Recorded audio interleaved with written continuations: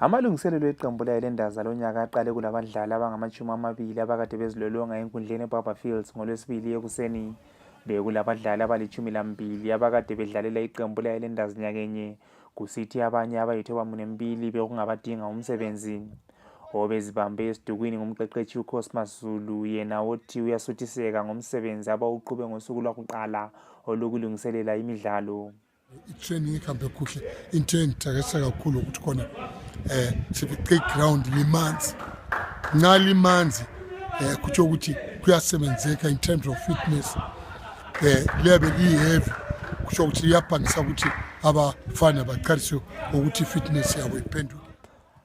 Abadlali abakade bevele bekhona kuqembu le-Highlanders nyakenye abakade bekhona ekuzilolongeni ngababalisa uGabriel Nyoni, uBenson Phiri, uNkosana Ndlovu, uNhlanhla Ndlovu, uBrian Banda, uMcCarthy Dube, uAdrian Sila, uKing Nadolo, uProsper Matutu, uThemba Lethu Mthunzi, uBukhosi Ncube kanye noPeter Mutua.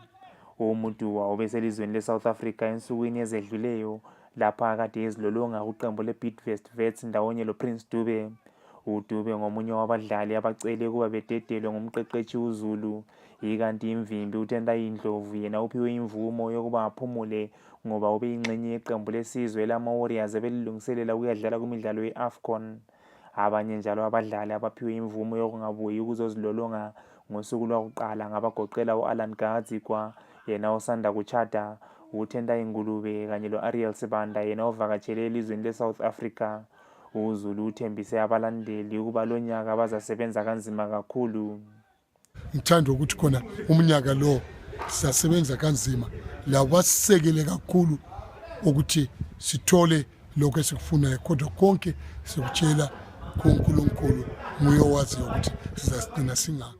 uZulu nguye oziphethe esidukwini njengoba umqeqeshi u-Errol Agbe yelokhu ekukhefu ye-Holland, ikanti lo msekeli wakhe u-Amin Somaphiri wenza izifundo ze-CAF A. Go! Yes, behind it!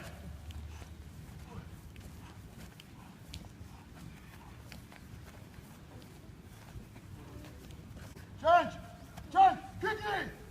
Ngimele iStudio 7 ngobulawayo nginguJoseph Njanji. Yes, behind the head!